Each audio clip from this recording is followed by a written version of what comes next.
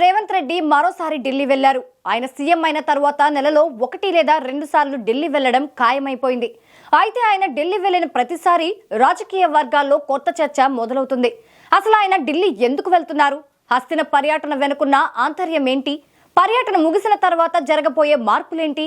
ఇలా ఎన్నో ప్రశ్నలు రాజకీయ వర్గాల్లో చర్చకు తావిస్తున్నాయి.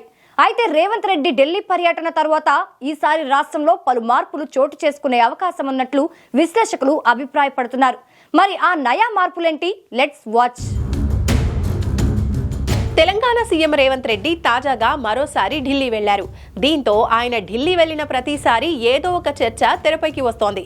ముఖ్యంగా కేబినెట్ విస్తరణ, నామినేటెడ్ పోస్టుల భర్తీ, రాష్ట్రానికి రావాల్సిన నిధులు, ఇలా చాలా అంశాలు తెరపైకి వస్తున్నాయి.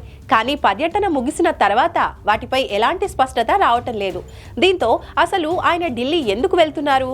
ఆయన పర్యటన వల్ల రాష్ట్రానికి వచ్చిన ఉపయోగం ఏంటి అనే ప్రశ్నలు ప్రత్యర్థి నేతల నుంచి ఎదురవుతున్నాయి. ఇలా ఎన్ని విమర్శలు వచ్చినా సీఎం హస్తిన పర్యటనలు మాత్రం ఆగటం లేదు.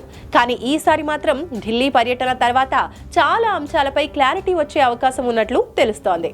ఎందుకంటే హర్యానా, జమ్మూ కాశ్మీర్ ఎన్నికలు పూర్తి కావడంతో తెలంగాణలోని పెండింగ్ అంశాలపై అధిష్టానం ఫోకస్ చేసే అవకాశం ఉన్నట్టు విశ్లేషకులు చెబుతున్నారు. అందులో భాగంగానే సీఎం రేవంత్ రెడ్డి తాజాగా ఢిల్లీలో వాలిపోయినట్టు రాజకీయ వర్గాల్లో చర్చ జరుగుతోంది. ఎన్ని రోజులుగా ఊరిస్తున్న నామినేటెడ్ పదవులపై ఈసారి స్పష్టత రావటం ఖాయమనే టాక్ వినిపిస్తోంది. అలాగే కేబినెట్ విస్తరణలో కొత్తగా 6గురికి చోటు కల్పించడంతో పాటు ఆయా పదవుల్లో మార్పులు చేసే అవకాశాలు ఉన్నట్టు సమాచారం. ఒకవేళ కేబినెట్ విస్తరణ జరిగితే రంగారెడ్డి జిల్లా, ఆదిలాబాద్, నిజామాబాద్, హైదరాబాద్ జిల్లాలకు సంబంధించిన నేతలకు ఛాన్స్ దక్కనున్నట్టు ఊహాగానాలు వినిపిస్తున్నాయి. ఎందుకంటే ఈ జిల్లాలకు సంబంధించి మొదటి కేబినెట్ కూర్పులో ఒక్కరికి కూడా చోటు దక్కలేదు. అందుకే ఈసారి ఈ జిల్లాలకు అధిక ప్రాధాన్యం ఇవ్వనున్నట్టు గుసగుసలు వినిపిస్తున్నాయి. ఇక నామినేటెడ్ పదవుల విషయంలో కూడా వ్యూహాత్మకంగా వ్యవహరించే అవకాశం ఉంది.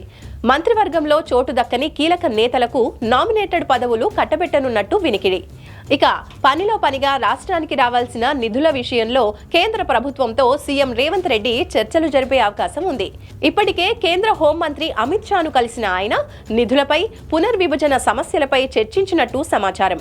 ఏదేమైనప్పటికీ సీఎం రేవంత్ రెడ్డి ఢిల్లీ పర్యటనతో మరోసారి ఆశావహుల్లో కొత్త ఆశలు చిగురించాయి. మరి ఈసారైనా నామినేటెడ్ పదవులపైన, కేబినెట్ విస్తరణపైన స్పష్టత వస్తుందేమో చూడాలి.